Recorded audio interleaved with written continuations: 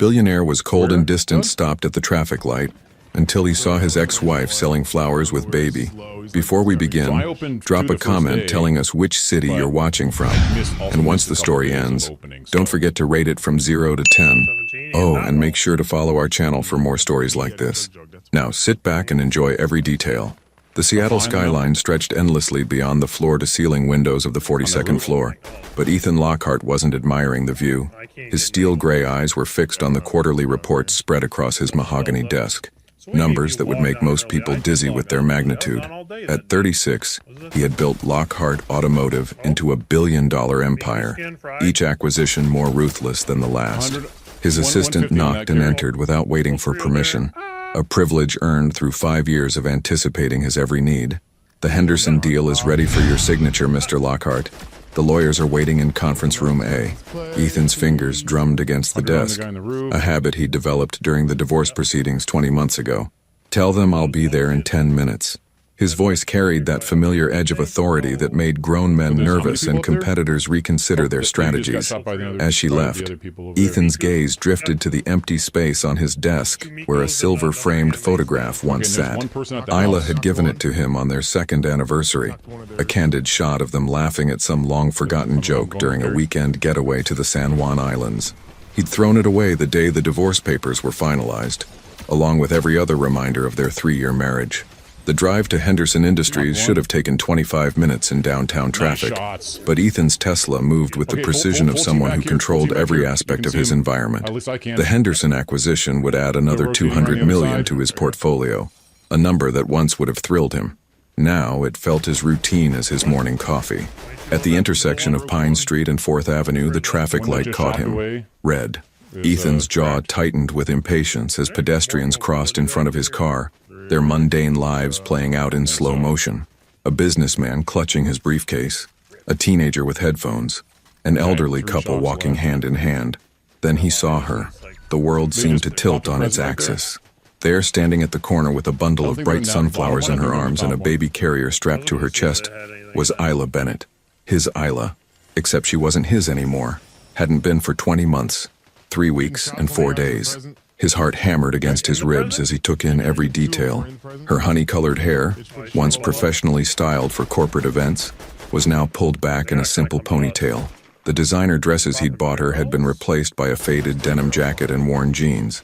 But it was unmistakably her, the woman who had once shared his bed, his secrets, his life. The baby in the carrier was small, maybe 10 or 11 months old, with a pink knit hat that had slipped slightly to reveal wisps of dark hair that looked remarkably similar to his own.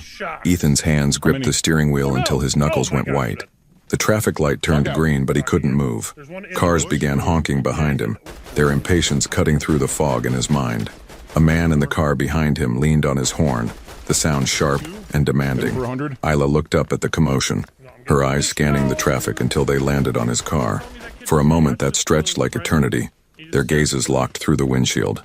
Her green eyes that had once looked at him with love, then disappointment, then nothing at all, widened with recognition. He watched as a dozen emotions flickered across her face: surprise, fear, anger, and something else he couldn't quite identify.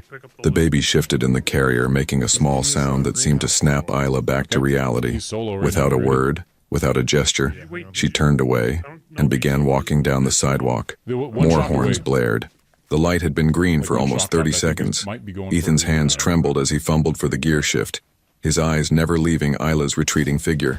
She moved with purpose, her head high despite the circumstances that had clearly changed her life dramatically. As his car finally rolled forward, one question burned in his mind, refusing to be ignored. Whose baby was sleeping so peacefully against the chest of the woman he'd never stopped loving?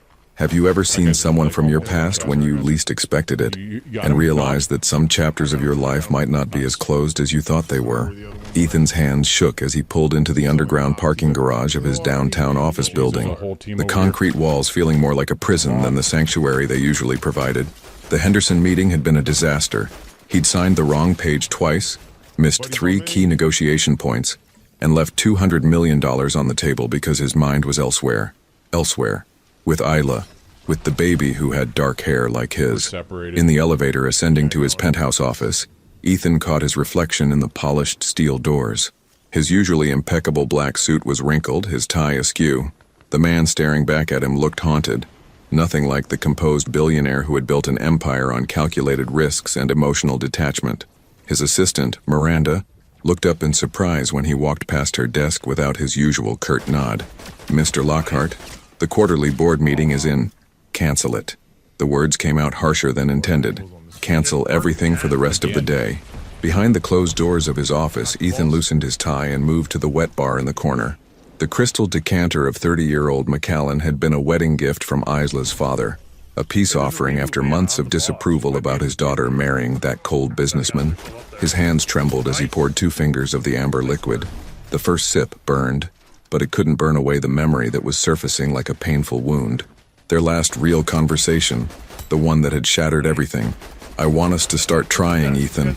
Isla had been curled up against him in their king-sized bed, her voice soft with hope. "For a baby. We've been married 3 years. We're financially stable, and I'm 30. I'm ready."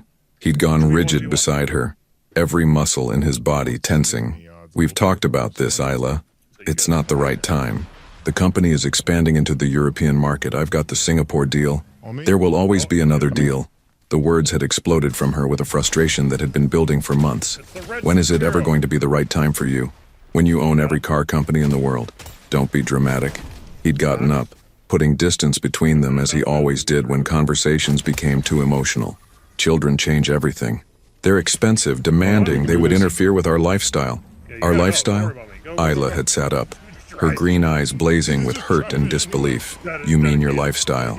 Your 70-hour work weeks, your business trips, your obsession with making more money than we could spend in 10 lifetimes. I'm building something, Isla. I'm securing our future." "What future, Ethan? A future where we're rich and alone? Where we have everything except the one thing that would actually make us happy?" The argument had escalated from there, harsh words thrown like weapons designed to inflict maximum damage. She'd accused him of being emotionally unavailable, of choosing money over love. He'd accused her of being naive, of not understanding the pressures of running a billion-dollar company. The fight had ended with her sleeping in the guest room. Within a week, she'd served him divorce papers. Now, standing in his office with the taste of regret coating his tongue like ash, Ethan realized he'd never asked himself the most important question. What if she'd been pregnant when she left? His phone buzzed with a text from his private investigator, a man he kept on retainer for background checks on business associates and potential security threats. Ethan's fingers hesitated over the keyboard before he typed, "I need you to find someone. Isla Bennett, formerly Isla Lockhart. Last known address was our shared residence on Queen Anne Hill. Urgent." The response came within minutes. On it, full report by tomorrow morning. But tomorrow felt like a lifetime away. Ethan set down his glass and walked to the window, his eyes scanning the streets below. Somewhere out there in this maze of buildings and traffic was the woman who had once promised to love him for better or worse. The woman who might be raising his child alone while he sat in his ivory tower, counting money and pretending it filled the void she'd left behind. His reflection in the window looked back at him, and for the first time in 20 months, Ethan saw what Isla had seen. A man so afraid of feeling anything that he'd pushed away the only person who'd ever tried to crack the ice around his heart. The baby's face flashed in his mind. Those dark eyes that looked remarkably familiar, the way she'd been sleeping so peacefully against Isla's chest. If she was his daughter, she was almost a year old.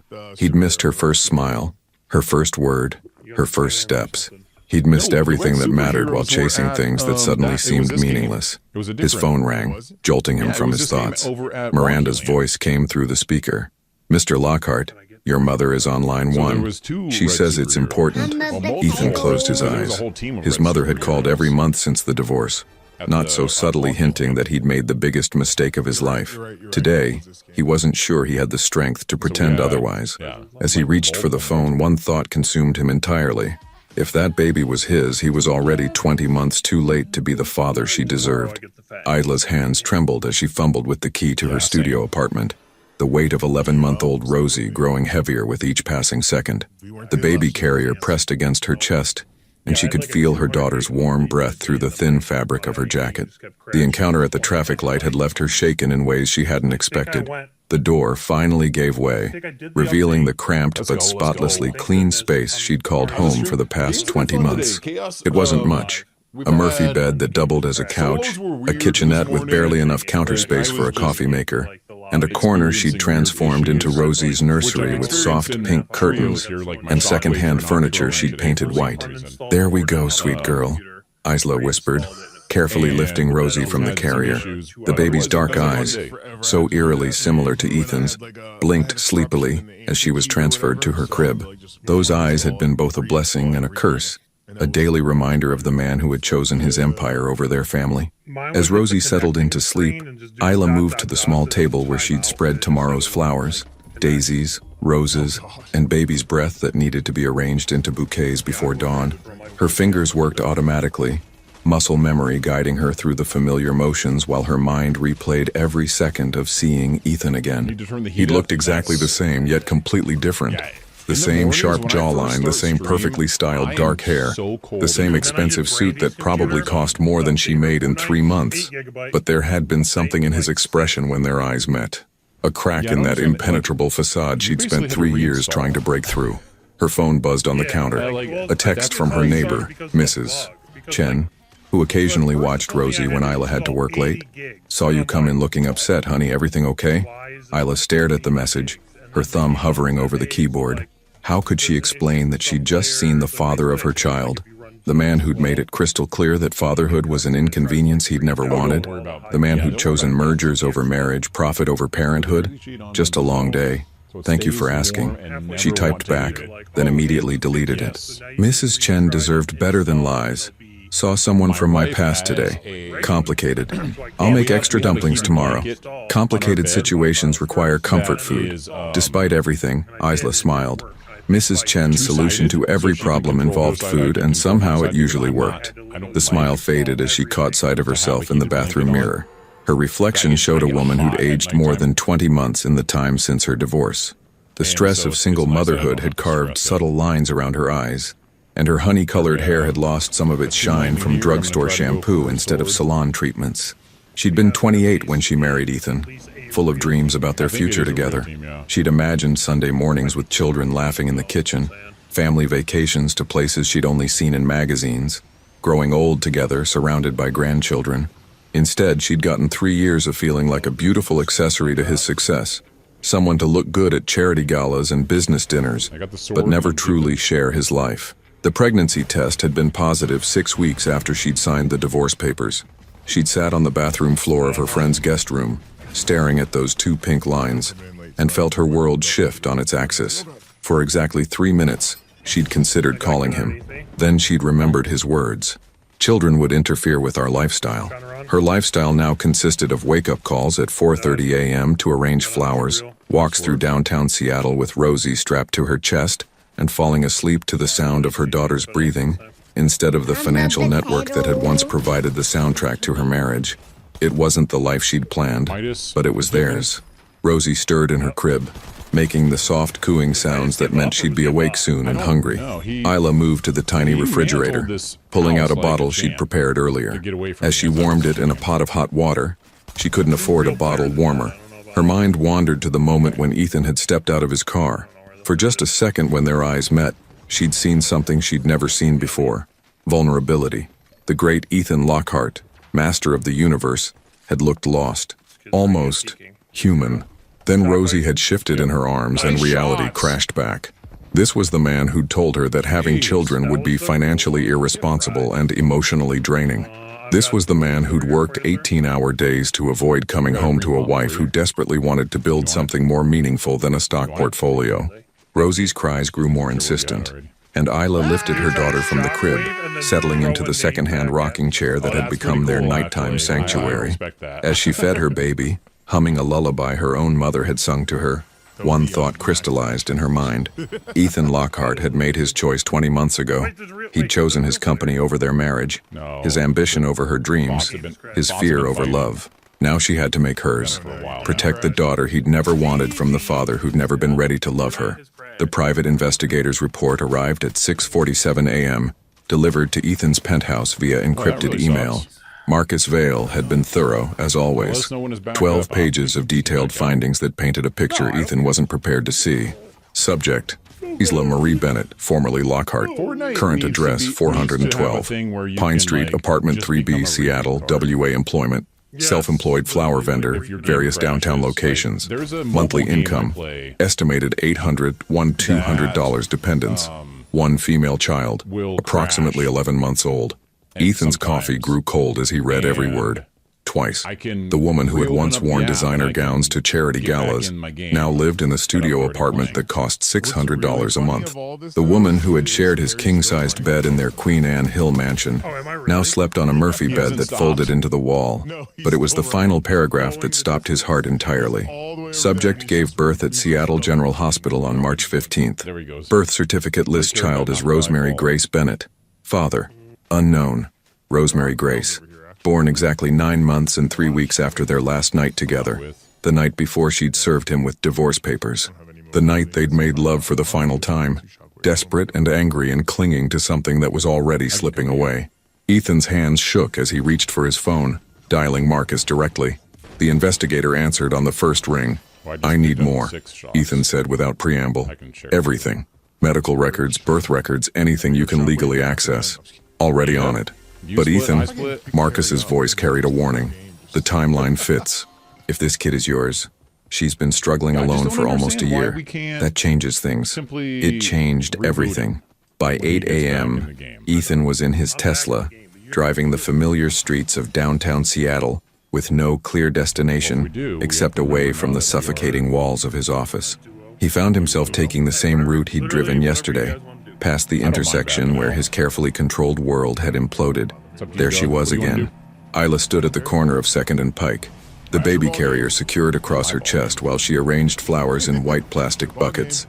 Even from a distance, he could see the methodical way she worked, the same precision she'd once brought to organizing his social calendar, now applied to survival. He parked 2 blocks away and walked closer, using the morning crowd as cover. The baby, Rosie, he now knew her name, was awake, her tiny hands reaching for the colorful petals while Isla sorted stems with practiced efficiency. A businessman stopped to buy a bouquet, and Ethan watched Isla's face transform as she smiled, warm and genuine in a way she'd stopped smiling at him during their final months together. "Excuse me." The voice belonged to a woman in nurse scrubs, probably coming off the night shift at the nearby hospital. "How much for the roses?" $15 for a dozen, Isla replied, her voice carrying that same musical quality that had first captivated him at a business conference 5 years ago. "They're fresh this morning." The nurse counted out crumpled bills while Rosie babbled something that sounded like mama. Ethan's chest tightened at the sound. His daughter's first word, a word he'd missed, along with everything else that mattered. "She's beautiful," the nurse said, gently touching Rosie's hand. "How old?" 11 months, Isla answered, and there was such fierce pride in her voice that it hit Ethan like a physical blow. "She's my whole world." After the nurse left, Isla began rearranging the remaining flowers, humming softly to Rosie. It was a song Ethan recognized, one she used to hum while cooking dinner in their marble kitchen, back when they'd still pretended their marriage could be saved. His phone buzzed. A text from his assistant. "Board meeting moved to 10 a.m. Henderson's lawyers are threatening to pull out if you don't review the contracts today." Ethan stared at the message, then at the woman who was now singing softly to the baby girl with his eyes and her smile. 20 months ago, he would have been back in his office within minutes choosing deals over everything else. Today, the very idea made him sick. He typed back, "Handle it. I'm unavailable. All day? Mr. Lockhart, this is a $200 million. I said handle it." He turned off his phone and continued watching from the shadows. A teenage boy with paint-stained fingers bought a single white rose, probably for a girl who had no idea how lucky she was. An elderly man chose daisies, mentioning something about his late wife's grave. Isla listened to each customer like their story mattered, like their $15 purchase was the most important transaction of her day. This was who she'd always been, the woman who remembered birthdays, who sent thank you cards, who asked about his secretary's sick mother, even when he couldn't be bothered to learn the woman's name. He'd been so focused on building his empire that he'd never noticed he was married to a queen. As the morning crowd thinned, Isla began packing up the unsold flowers. Rosie had fallen asleep against her chest, tiny fists curled around the fabric of her mother's worn jacket. Ethan watched them prepare to leave, these 2 females who shared his DNA but not his name, and felt something crack open inside his chest. He'd spent his entire adult life believing that love was a luxury he couldn't afford, that emotions were weaknesses to be conquered. But standing there, watching his ex-wife struggle with dignity while his daughter slept peacefully in her arms, Ethan finally understood what he'd lost. It wasn't just a marriage. It wasn't just a wife. He'd lost his family. 3 days of surveillance had taught Ethan his ex-wife's routine better than he'd ever known it during their marriage. Isla arrived at Pike Place Market at 6:30 a.m. to buy flowers wholesale, set up at 2nd and Pike by 7:45, worked until 2 p.m., then disappeared into the maze of downtown streets with their daughter. Today, he wasn't content to watch from the shadows. Ethan approached slowly, his heart hammering against his ribs with each step. He'd rehearsed this conversation 100 times, but every prepared speech crumbled as he took in the sight of Rosie babbling happily in her carrier, tiny hands reaching for the morning sunlight filtering through the downtown canopy. Isla noticed him when he was still 10 feet away. Her entire body went rigid, protective instincts kicking in as she instinctively stepped back, putting more distance between him and the baby. Ethan. His name fell from her lips like a curse. Isla. He stopped walking, giving her space, but close enough to see the exhaustion etched in the lines around her eyes. We need to talk. No, we don't. Her voice was steady, but he caught the slight tremor beneath the surface. We said everything we needed to say 20 months ago. Did we? Ethan's gaze dropped to Rosie, who was now staring at him with curious dark eyes. Eyes that looked exactly like his own in childhood photographs. Because I'm pretty sure there are some important details we left out. Isla's jaw tightened. I don't know what you think you... She's mine. The words came out quieter than he'd intended, but they cut through the morning air like a blade. Rosie, she's my daughter. For a moment, the busy street around them seemed to fade into background noise. Pedestrians walked past, cars honked in the distance, but all Ethan could focus on was the way Isla's face crumpled before she rebuilt those walls he knew so well. You don't get to do this, she whispered, her green eyes blazing with a fury that reminded him why he'd fallen in love with her in the first place. You don't get to show up here and... I hired an investigator. The confession stopped her mid-sentence. I know when she was born. I know the timeline. I know you were alone at Seattle General when you had her. Isla's face went pale. You investigated me? I had to know. Ethan took a step closer, noting how she immediately tensed. Isla, if she's mine, if... The word exploded from her lips with such venom that several passers-by turned to stare. Rosie startled at her mother's raised voice, letting out a small whimper that made Isla immediately soften her tone. If she's yours, look at her, Ethan. Really look at her. He did. Dark hair that curled slightly at the ends, just like his had as a child. A stubborn set to her jaw that he recognized from his own reflection. The way she gripped things with her left hand. The same preference he'd had since birth, but it was her eyes that sealed it. Not just the color, but the intensity. The way she seemed to be absorbing everything around her with fierce intelligence. Why didn't you tell me? His voice cracked on the question he'd been carrying for 3 sleepless nights. Isla let out a bitter laugh. Tell you? Tell the man who said children would interfere with our lifestyle? Tell the man who worked 18-hour days to avoid coming home to his wife? Tell the man who made it crystal clear that fatherhood was an inconvenience he'd never wanted? Each accusation hit him like a physical blow because they were all true. Isla, if I had known, you would have what? Suddenly become the family man you swore you'd never be? You would have given up your precious empire to change diapers and attend mommy and me classes? She shook her head, tears threatening at the corners of her eyes. I saved us both the disappointment. Rosie began to fuss, sensing her mother's distress. Isla immediately began swaying, making soft, shushing sounds that seemed to come as naturally as breathing. Watching her comfort their daughter, Ethan felt something fundamental shift inside his chest. I was wrong. The admission came out hoarse, like it was being dragged from somewhere deep inside him. About everything, about children, about priorities, about what matters. Don't. Isla's voice was sharp. Don't you dare stand there and tell me you've changed just because you saw us on the street. Don't you dare make this about your guilty conscience. It's not about guilt. He was lying and they both knew it. It's about my daughter. Our daughter. She's my daughter. Isla's arms tightened protectively around Rosie. You signed away any claim to her the day you chose your company over our marriage. I never signed away anything because I never knew she existed. The words came out louder than he'd intended, drawing more stares from curious onlookers. Ethan lowered his voice. but the intensity remained. You made that choice for me, Isla. You decided I wasn't worthy of being her father before I even had a chance to try. Try? Isla's laugh was hollow. You had 3 years to try, Ethan. 3 years of marriage where I begged you to let me in, to share your life, to build something more than a business partnership. You chose solitude then. Why should parenthood be any different? Because everything was different now. Because seeing them together, mother and daughter struggling but strong, had shattered every wall he'd built around his heart. Because for the first time in his life, money and power felt meaningless compared to the family he'd lost. But before he could find the words to explain, Isla was already backing away, putting more distance between them. "Stay away from us, Ethan," she said, her voice breaking on his name. "We don't need your guilt or your money or your sudden interest in playing father. We're doing just fine without you." As she turned to leave, Rosie looked back over her mother's shoulder, meeting Ethan's eyes with that intense stare that was so familiar it hurt. For just a moment, father and daughter looked at each other across an impossible distance.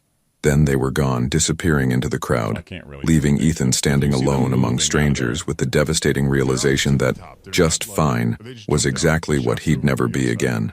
Ethan's Aston Martin felt like a prison as he sat in the underground garage of his building, staring at the concrete wall ahead.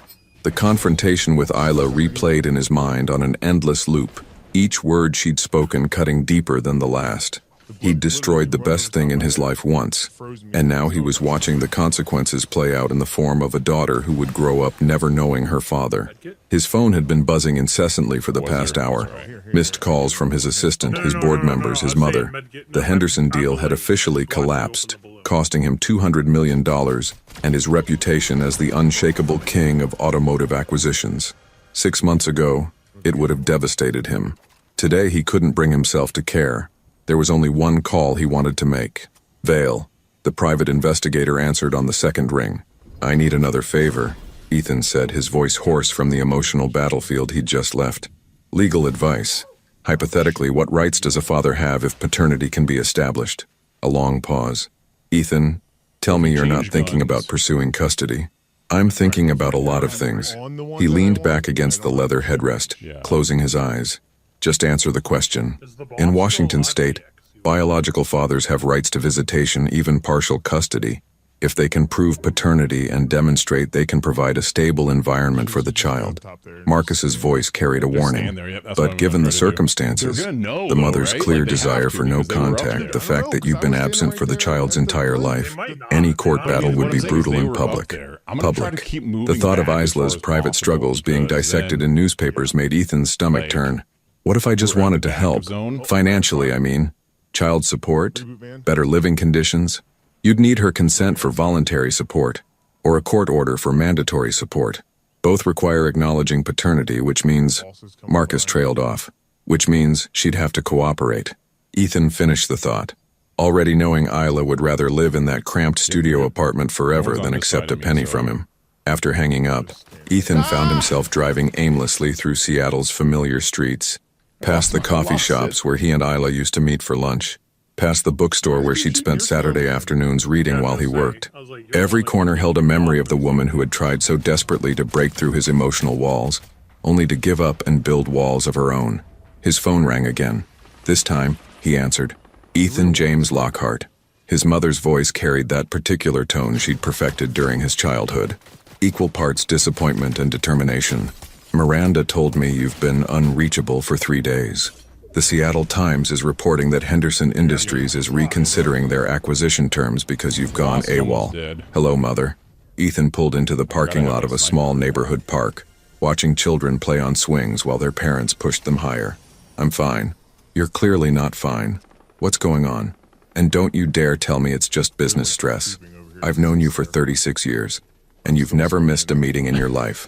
Eleanor Lockhart had always been perceptive, a trait that had served her well during her own corporate career before she'd retired to philanthropy. There was no point in lying to her. "I saw Isla," he said quietly. The silence stretched so long that Ethan wondered if the call had dropped. Finally, his mother spoke, her voice gentler than before. "How is she?" "She has a daughter." The words felt like glass in his throat. "My daughter, 11 months old." Another long pause. "Oh, Ethan. She was pregnant when she left me, Mom. Pregnant and alone, and I never knew." He watched a father push his toddler on a swing, the little girl shrieking with delight as she soared higher. I have a daughter, and she doesn't even know my name. What are you going to do? It was the question that had been haunting him for 3 sleepless nights. What could he do? Isla had made her feelings crystal clear. She wanted nothing to do with him.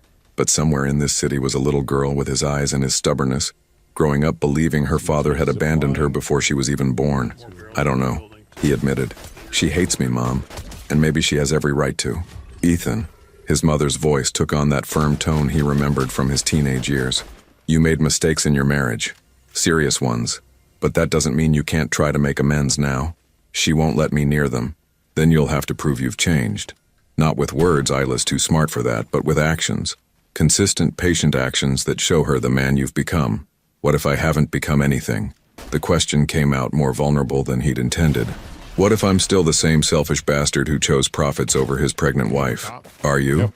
His mother's question was direct, challenging, because the Ethan I raised would have already figured out how to help them, even if it meant swallowing his pride and working in the shadows.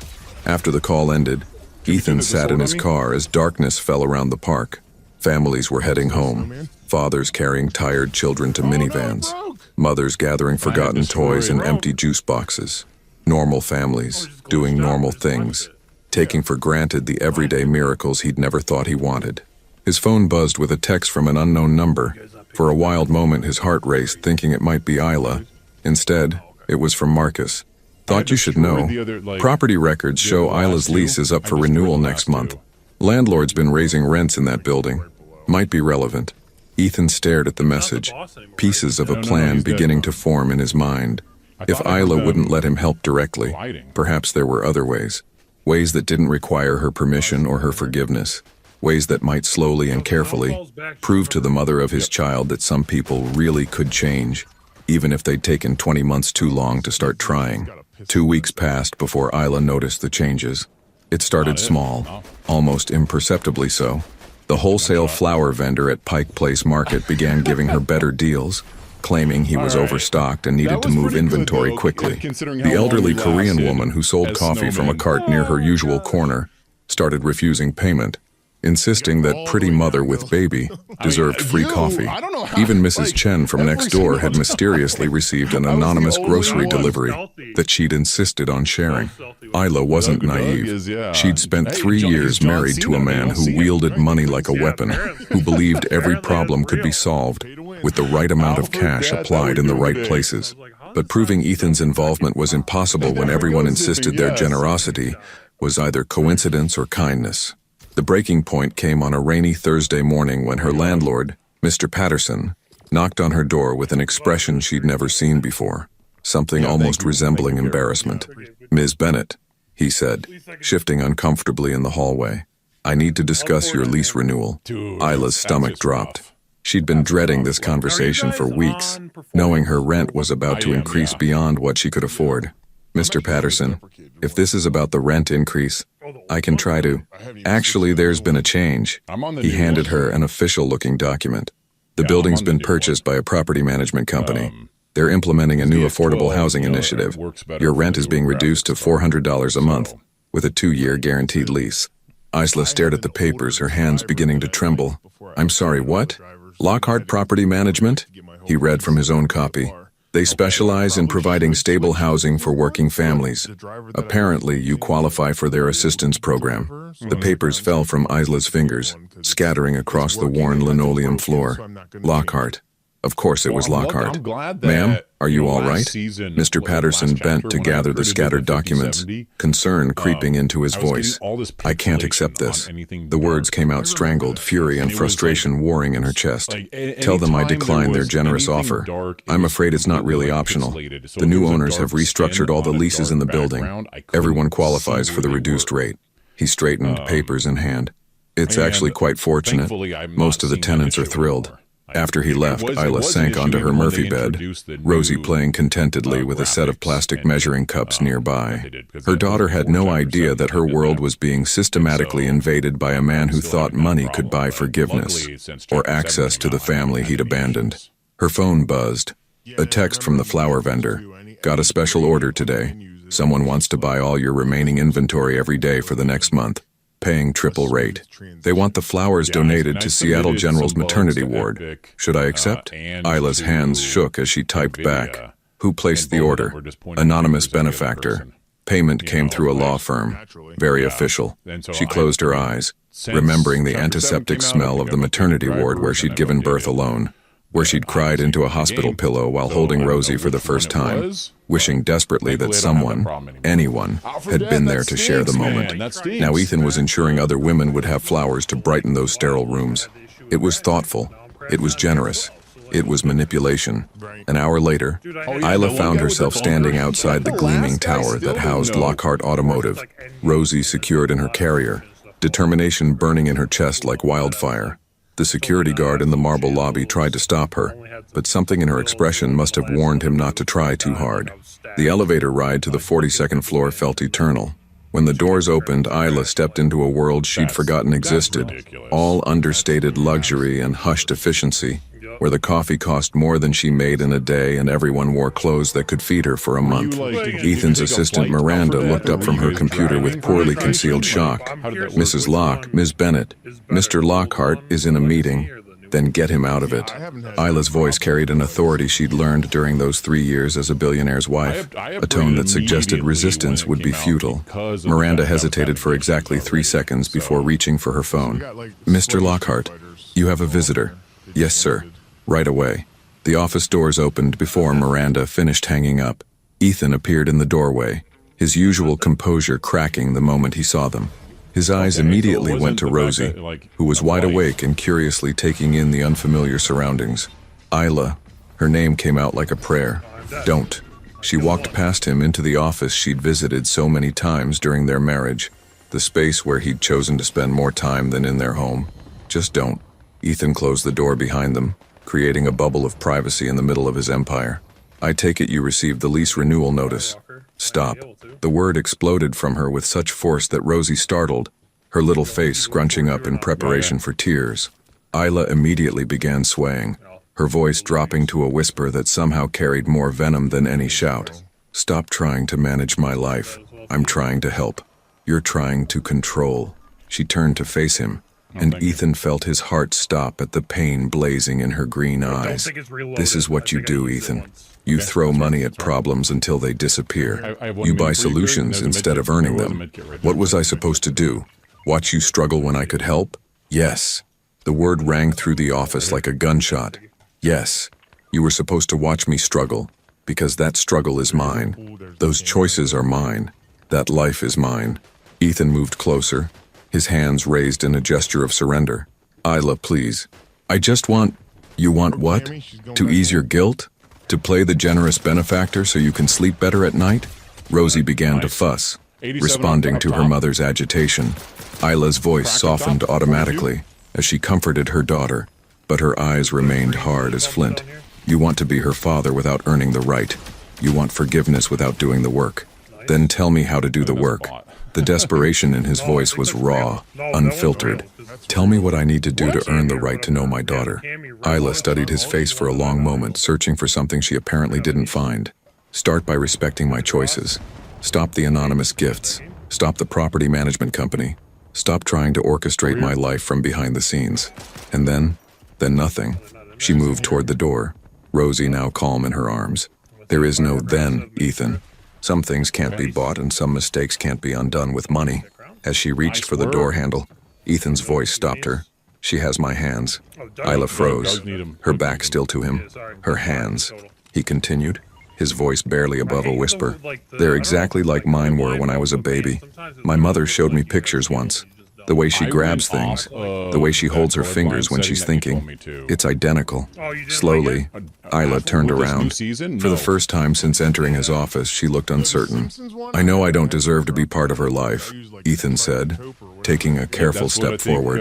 I know I've lost the right to call myself her father. But she's going to grow up, Isla. She's going to ask questions about where she came from, about why her father wasn't there. And I'll tell her the truth. Isla's voice was steady, but Ethan caught the slight tremor underneath. I'll tell her that her father had more important things to do. What if that's not the truth anymore? The question hung between them like a bridge neither was ready to cross. Rosie chose that moment to reach toward Ethan, her small hand opening and closing in the universal baby gesture for pick-me-up. It lasted only a second before she turned back to her mother, but it was enough to shatter something in both their faces. "Stop the property management company," Isla whispered, her voice breaking. "Stop all of it. If you want to prove you've changed, prove it by respecting the word no." This time, when she left, Ethan didn't try to stop her, but as the elevator doors closed on the two most important people in his world, he realized that learning to respect no might be the hardest lesson he'd ever had to master. 3 weeks of silence stretched between them like an unbridgeable chasm. Ethan kept his word. The anonymous gifts stopped, the property management company dissolved, the wholesale flower deals returned to normal rates. He drove past Isla's corner every morning on his way to work, watching her from a distance but never approaching, respecting the boundaries she'd drawn in the sand. It was killing him. The irony wasn't lost on him that he'd spent 3 years of marriage avoiding emotional intimacy, and now emotional distance felt like slow starvation. He threw himself into work with renewed intensity, but the numbers on his computer screen blurred into images of dark-haired babies, and the woman who'd once loved him enough to try breaking down his walls. His mother called twice a day. His assistant walked on eggshells. His board members whispered about his distracted performance during meetings. Ethan heard it all from a distance, as if his real life was happening somewhere else, in a cramped studio apartment where his daughter was learning to walk without him there to catch her when she fell. The call came at 2:17 on a Tuesday afternoon. "Mr. Lockhart?" The voice was unfamiliar, professional, but urgent. "This is Dr. Sarah Mills from Seattle Children's Hospital. I'm calling about your daughter, Rosemary Bennett." The world tilted sideways. Ethan's coffee mug slipped from nerveless fingers, shattering against the marble floor of his office. "What happened? Is she... How did you get this number?" "Your wife, ex-wife, listed you as an emergency contact on the intake forms. Rosemary has been admitted with severe dehydration and a high fever. Ms. Bennett collapsed in our waiting room and is currently unconscious. We need someone here immediately." Ethan was already grabbing his keys, his mind racing through 1,000 terrifying possibilities. "I'm on my way. Don't let anything happen to them." The drive to Seattle Children's Hospital passed in a blur of squealing tires and red lights he barely stopped for. Ethan's hands shook as he ran through the sterile corridors, following signs to the pediatric ward, his heart hammering against his ribs like a caged animal. He found them in room 314. Rosie lay in a hospital crib that seemed enormous around her tiny frame, IV lines snaking from her small arms to machines that beeped with mechanical precision. But it was the sight of Isla that stopped him cold. She sat in a chair beside the crib, pale as paper, her honey-colored hair lank with sweat and exhaustion. Dark circles shadowed her eyes, and her clothes hung loose on a frame that had grown too thin. She looked up when he entered, and he saw no anger in her expression, only bone-deep weariness and fear. "She won't stop crying for you," Isla whispered, her voice hoarse. "The nurses say she keeps reaching toward the door like she's waiting for someone." Ethan approached slowly, as if sudden movements might shatter the fragile peace between them. Rosie's eyes tracked his movement, and when she saw him, she let out a weak cry that sounded remarkably like, "Dada." "How long has she been sick?" He kept his voice low, professional, but his hands were trembling as he reached toward the crib. 3 days. "I thought it was just a cold, but her fever spiked this morning and she couldn't keep anything down." Isla's voice cracked.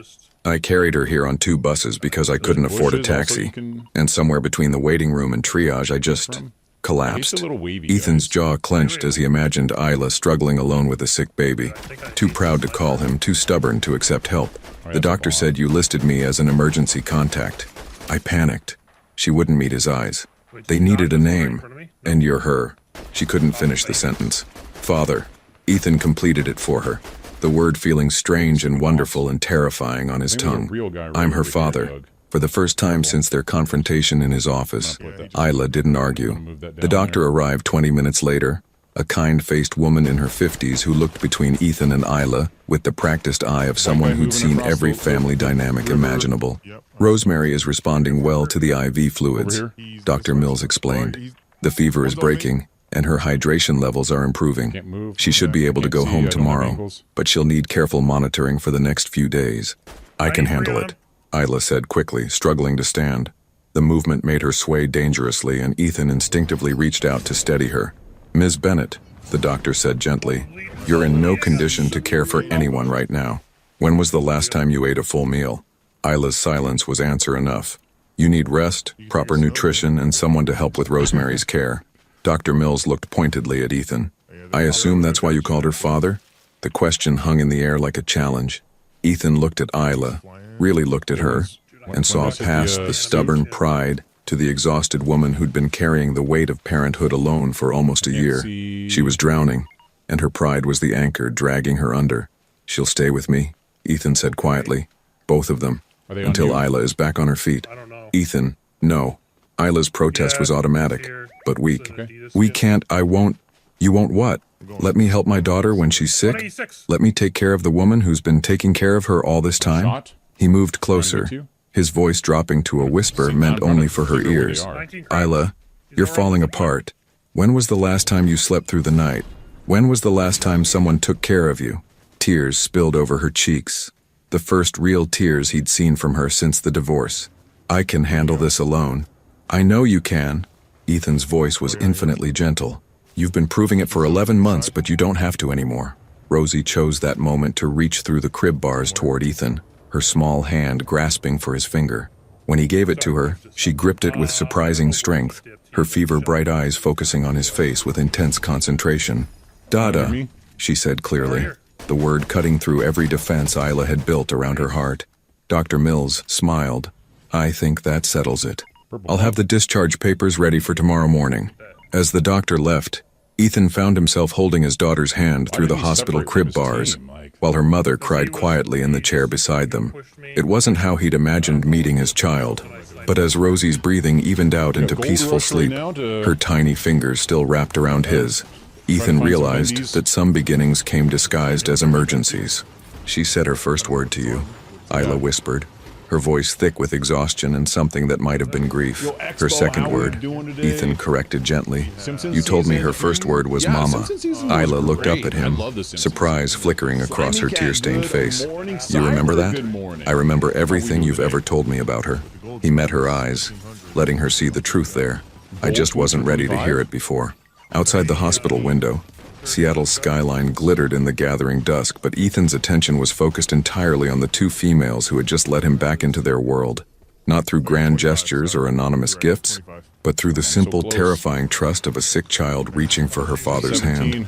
The Queen Anne Hill mansion felt like stepping back in time, except everything had changed. Isla stood in the marble foyer she'd once called home, holding a sleepy Rosie while Ethan carried their hospital bags, and marveled at how foreign it all felt. The abstract paintings she'd chosen still hung on the walls. The Italian leather furniture she'd selected still dominated the living room, but the house felt hollow, like a museum of their failed marriage. "The guest room is ready," Ethan said, his voice carefully neutral as he set their bags down. "I had my housekeeper stock it with everything the hospital said Rosie would need." Isla followed him upstairs, noting that he'd avoided the master bedroom entirely, leading her instead to the spacious guest suite at the opposite end of the hallway.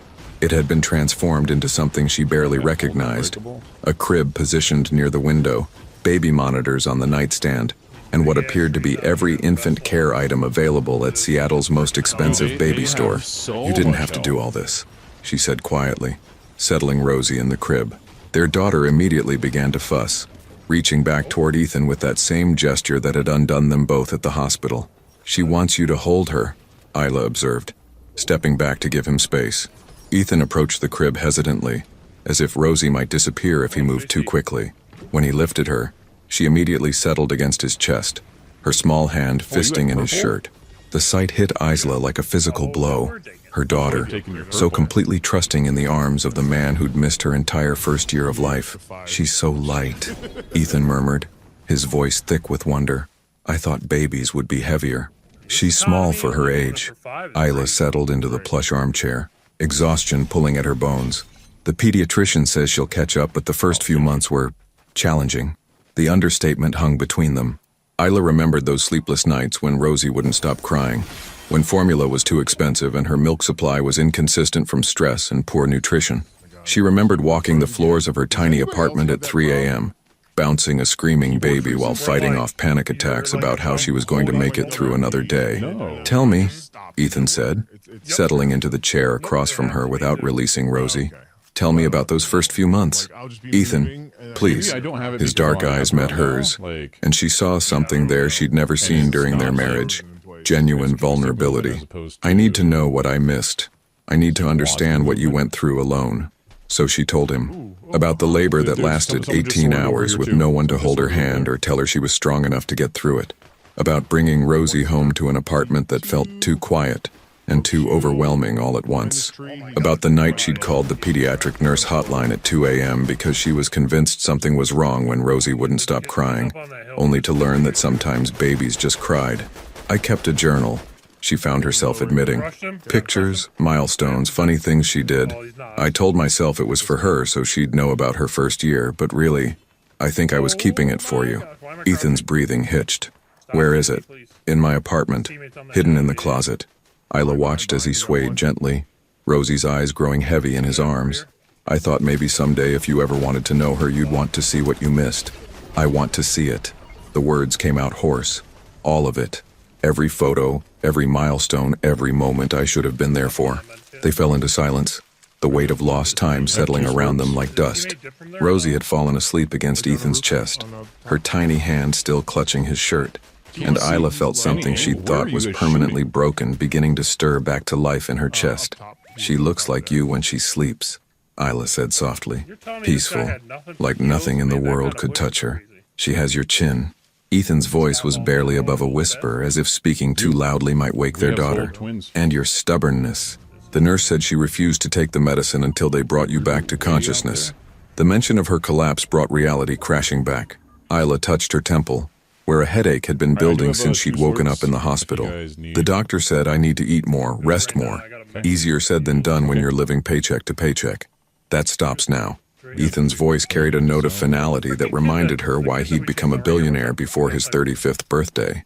"You don't go back to that apartment.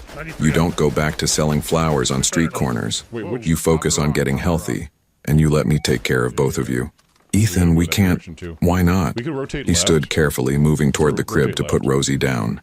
"Give me one good reason why the mother of my child should be struggling to afford groceries while I have more money than I could spend in 10 lifetimes. Because money doesn't fix everything." The words exploded from her with more force than she'd intended. Rosie stirred in the crib, and both parents immediately froze, waiting to see if she'd wake up. When their daughter settled back into sleep, Isla continued in a whisper. "Money doesn't fix the fact that you chose your company over our marriage. It doesn't fix the fact that you made me feel like wanting children was selfish and demanding. It doesn't fix the fact that you let me walk away without fighting for us." "You're right." Ethan's admission surprised them both. "Money doesn't fix any of that. But maybe time can. Maybe proving that I've learned from those mistakes can." "People don't change, Ethan." "Not really." "Then explain this." He gestured around the transformed room. "Explain why I canceled 5 board meetings to sit in a hospital room. Explain why I haven't thought about a single business deal since the moment I saw you again. Guilt, not guilt." He moved closer, his voice dropping to that intimate tone she remembered from their early dating days. "Love. I never stopped loving you, Isla. I just convinced myself that love was a luxury I couldn't afford. I was wrong about that too." The confession hung between them like a bridge she wasn't sure she was ready to cross. Outside the window, Seattle's lights twinkled in the distance, and Isla could hear the familiar sound of rain beginning to fall against the glass. "I kept our wedding album," she whispered. The admission pulled from somewhere deep inside her. "Even after everything, even when I hated you, I couldn't throw it away." Ethan's breath caught. "Isla, I'm not saying I forgive you." Her voice was firm despite the tears threatening at the corners of her eyes. "I'm not saying this changes anything between us, but for Rosie's sake, I'll stay until I'm back on my feet and she's fully recovered." And then, Isla looked at their daughter sleeping peacefully in the crib that should have been hers from the beginning, then back at the man who'd broken her heart so thoroughly she'd thought it would never heal. "Then we figure out how to be parents together, even if we can't be anything else." It wasn't forgiveness. It wasn't a second chance. But as Ethan's eyes closed in what looked like relief, Isla realized it might be something even more important. It was hope. 6 days in the Queen Anne mansion had created a routine that felt dangerously close to normal. Ethan worked from his home office while Isla recovered her strength, emerging every few hours to check on Rosie or bring Isla meals that his housekeeper prepared. They moved around each other with careful politeness, co-parenting in shifts like diplomats from warring nations who'd declared a temporary ceasefire. It was working too well, and that terrified Isla more than their previous animosity had. On Thursday morning, while Ethan was in a video conference and Rosie napped peacefully in her crib, Isla found herself in his study.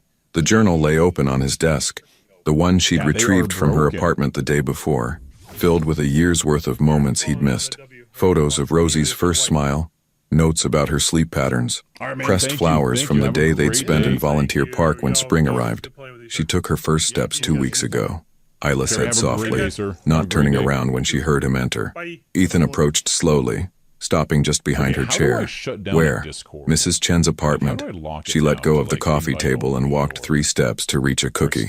Isla turned the page, revealing a blurry photo she'd managed to capture on her phone. She looked so proud of herself. I should have been there. His voice was thick with regret. Yes, you should have. Isla closed the journal and finally faced him. But you weren't, and we survived without you. We were happy, Ethan. Not the kind of happiness that comes from having everything you want, but the kind that comes from appreciating what you have. Ethan sat heavily in the chair across from his desk, looking older than his 36 years. What are you trying to tell me? I'm trying to tell you that we don't need your guilt or your mansion or your money to be a family. Isla stood, moving to the window that overlooked the manicured gardens she'd once planned to fill with children's laughter. Rosie and I, we're already complete. Then why does it feel like something's missing every time I look at the two of you together? The question hit her like a physical blow. Isla pressed her forehead against the cool glass, watching the morning mist roll off Elliott Bay. Because you want to rewrite history. You want to pretend that the last 20 months didn't happen, that you can just step into our lives and suddenly become the father and husband you never were. That's not what I want. Ethan's voice was closer now, though she hadn't heard him move. I want to earn my place in her life, in your life. I want to prove that I've learned from my mistakes. And then what? Isla spun around, and he was closer than she'd expected, close enough that she could see the flecks of gold in his dark eyes. What happens when the novelty wears off, when being a father becomes inconvenient, when your board members start pressuring you to choose between your family and your empire again? That won't happen. You can't promise that. Her voice broke on the words. You can't promise that you won't hurt us again. And I can't risk letting Rosie fall in love with a father who might disappear the moment things get difficult. They stood there in the morning light, 20 months of pain and love and regret swirling between them like a storm neither knew how to navigate. Through the baby monitor on his desk, they could hear Rosie beginning to stir, making the soft sounds that meant she'd be fully awake soon. I sold it, Ethan said suddenly. Isla blinked. Sold what? Lockhart Automotive, the whole company. I signed the papers yesterday. His voice was steady, but she could see his hands trembling slightly. Garrett Industries made an offer 6 months ago that I rejected because I couldn't imagine my life without the company. Yesterday, I couldn't imagine my life without you and Rosie Moore. The words hit her like ice water. Ethan, you can't. That company is your life's work. No. He stepped closer, his voice gaining strength. You were my life's work. You and Rosie. I was just too blind and too terrified to see it. You're going to regret this. Isla shook her head, panic rising in her chest. In 6 months or a year, you're going to wake up and realize you gave up everything for a woman who can't even forgive you, and a daughter who barely knows you. You want to know what I'll regret? Ethan's voice rose, months of suppressed emotion finally breaking free. I'll regret not being there when you found out you were pregnant. I'll regret not holding your hand during labor. I'll regret missing Rosie's first word. Her first step, her first everything. I'll regret every night you spent alone wondering if you were strong enough to be a single mother. Tears were streaming down Isla's face now. 20 months of held-back grief and exhaustion, and desperate love finally breaking through her carefully constructed walls. But you know what I won't regret?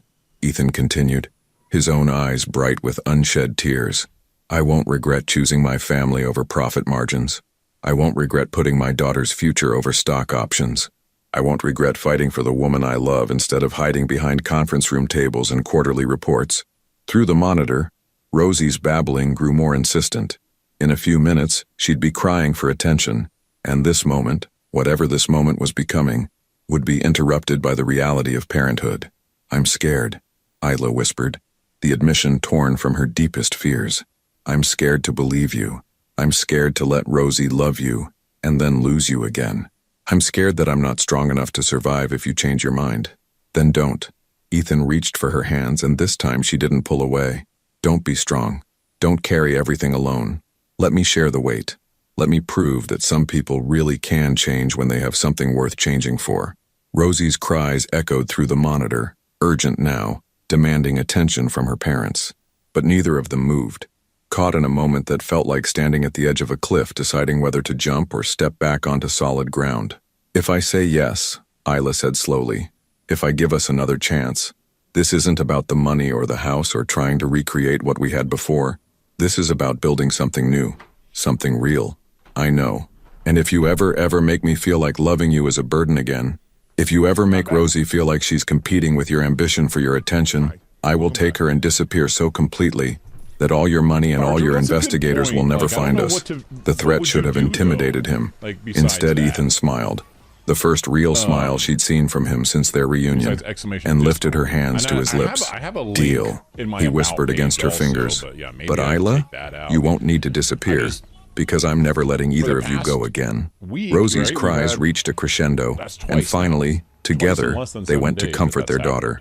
Not as ex-spouses sharing custody, not as reluctant co-parents, but as something they'd never been before. A family choosing each other one day at a time.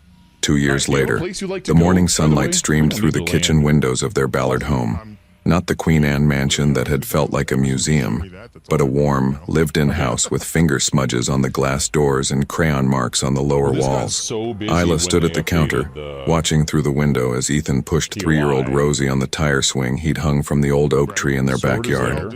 "Higher, Daddy, higher!" Rosie's delighted squeals carried through the open window, and Isla smiled as she watched her husband again, as of 6 months ago, pretend to struggle with the rope. "I don't know, sweetheart," Ethan called back, his voice filled with exaggerated concern. "Any higher and you might fly away like a bird." "I want to fly," Rosie giggled, her dark curls streaming behind her like ribbons. "Catch me if I fly, Daddy." "Always," Ethan promised, and Isla's heart clenched at the absolute certainty in his voice. The past 2 years hadn't been a fairy tale. There had been arguments about boundaries, discussions about the future that lasted until 3 a.m., and moments when old fears crept in to whisper that happiness this profound couldn't possibly last. But they'd worked through each challenge together, learning to communicate in ways they'd never managed during their first marriage. Ethan had used the money from selling Lockhart Automotive to start a foundation focused on single-parent support, housing assistance, childcare funding, and job training programs. He worked from their home office 3 days a week and spent the other 2 at the foundation, but he'd never missed a bedtime story or a scraped knee that needed kissing better. The front door opened, and Mrs. Chen shuffled in carrying a container of what were undoubtedly homemade dumplings. At 78, she'd appointed herself honorary grandmother to Rosie, and had a standing invitation to Sunday dinner that she'd never missed. "That child gets more spoiled every week," Mrs. Chen said fondly, watching through the window as Ethan now lay on the grass while Rosie used his back as a launching pad for somersaults. "She's got him wrapped around her little finger," Isla agreed, though her tone carried nothing but affection. "And you?